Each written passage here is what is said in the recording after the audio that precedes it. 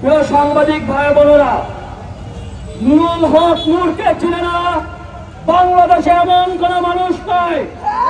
গতকালকে যেই প্রশাসন, আর্মি, পুলিশ সেখানে গিয়েছিল, তারা সবাই নুরুল হক নূরকে চিনে।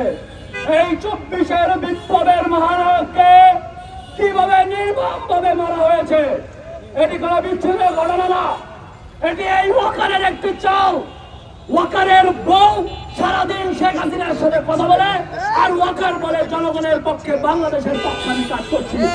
এই ওয়াকারকে সবার আগে নামাইতে হবে। ওয়াকার একটা বছর অপেক্ষা করেছে কিভাবে এই বিপ্লবীদের মাঝখানে ঝামেলা বাঁধানো যায়। মাঝখানে আপনারা দেখেছিলেন হাসনাত আব্দুল্লাহ সার্জিসের মাঝখানে ঝামেলা লাগিয়েছিল, এখন নূরকে পিটিয়েছে।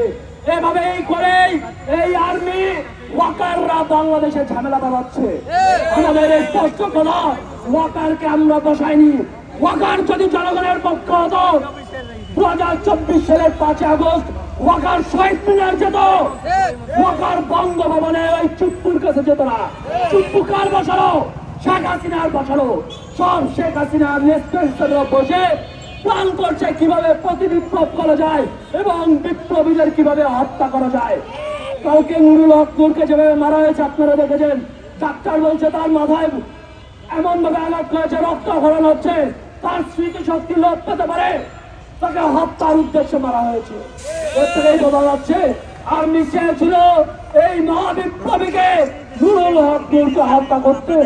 আর্মির যেই প্লাটুন সেই গতকালকে কাজ করেছে, সেই প্লাটুনের সবার লিস্ট বের করে তাদের যাচাই বাছাই করে আমরা শাস্তির আওতায় চাই।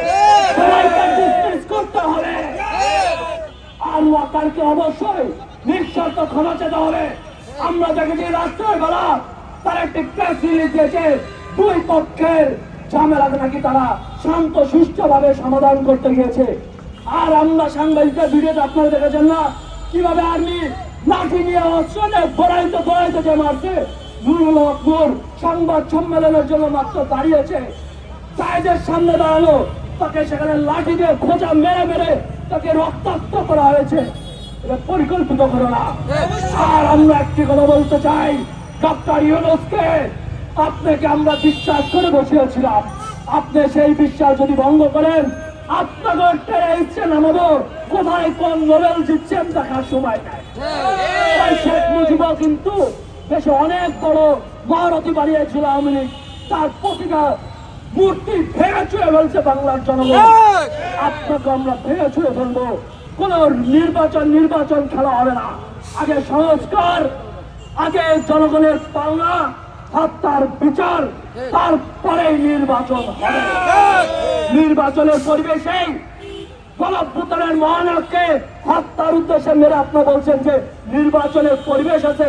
এই আপনার নির্বাচনের পরিবেশ? ডক্টর ইউনূসকে এই প্রশ্ন উত্তর চাই, অবশ্যই তাকে দিতে হবে।